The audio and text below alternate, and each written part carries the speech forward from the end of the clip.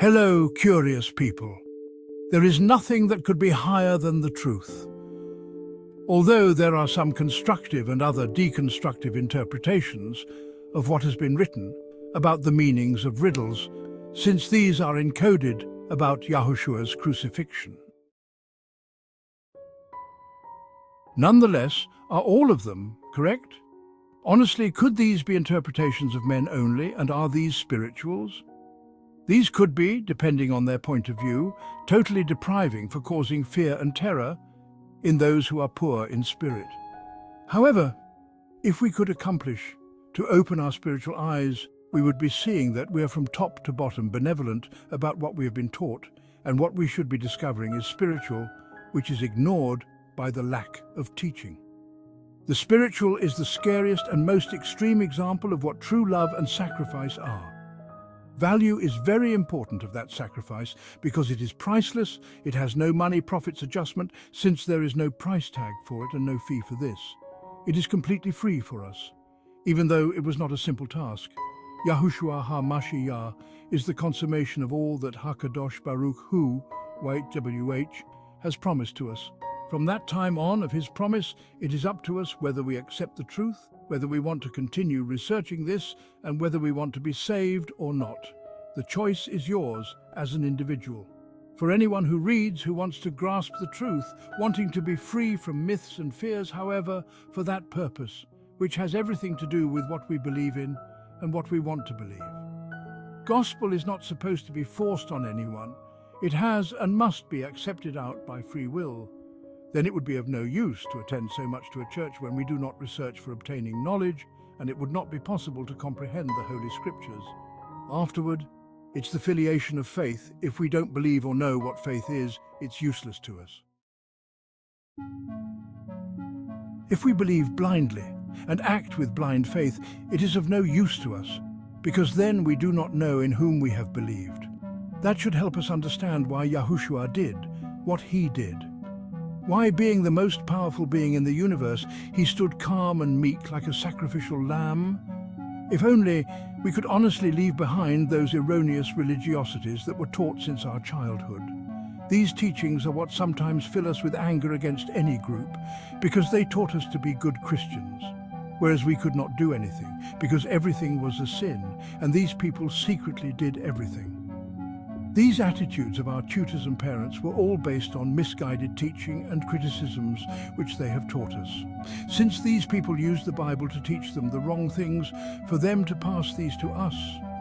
Thus, these are only good for encouraging aggression and disappointments against any church. 3. Eyes wide open, seeing through spiritual lenses. Fear and misconceptions often cloud our judgment. They prevent us from seeing the truth, but when we open our spiritual eyes, we begin to see clearly. We begin to understand the depth of Yahushua's love. His sacrifice transforms from a distant event to a personal act of love. Once these aggressions are inflated by observing and learning from their contradictions, these will lead us to the rejection of the truth. Yet, we will still feel the fear of going to hell. Because no matter what we do, negative or positive, the circumstances of everything that we have done, these circumstances will simply fall on us and grow, giving the same results, since we are all born sinners. If so, why then was the sacrifice made? Why and for what then did the Mashiach come to sacrifice himself for us? For what then do these people preach to us? A gospel that even they do not understand. The true meaning of this supreme sacrifice goes beyond whether we believe in it or not. It is the most important thing of all that we could ever come to understand with a human mind. Since no matter what it was that we were taught, these preachers did not know the true meaning hidden behind the symbols and codes of his sacrifice. This goes directly to the intensity of the aggression and injustices committed against an innocent man who died because of us, to offer us eternal life and salvation. Based on the art of thinking that they know everything in a religious sense of ego idolatry and obscurantism, being blind and deaf to the truth, fattening these aggressions between religious groups, until it grows roots into irrational violence and headless aversions. Criticizing each other, making themselves feel so heroic, wiser in their own opulent religious opinions.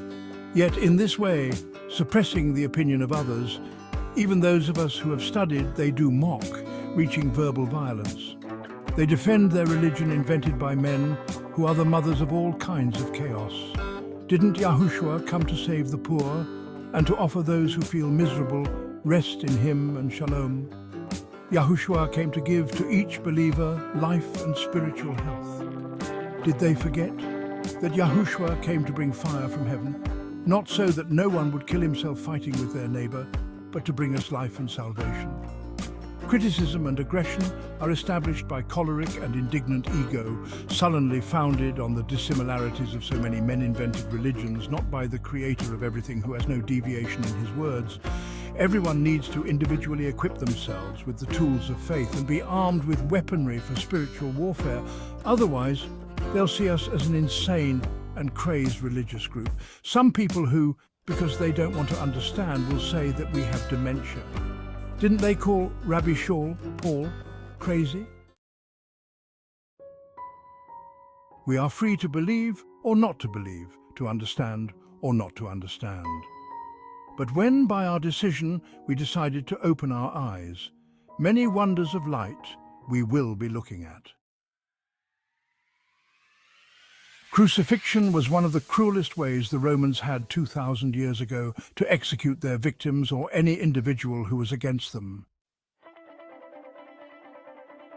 Those nailed to these logs died in cruel tortures agitatedly, as they bled to death slowly. Yet the other people who passed by, to those who were nailed, they laughed at, mocked them, spit and threw stones at them. Yes, the Jews did that.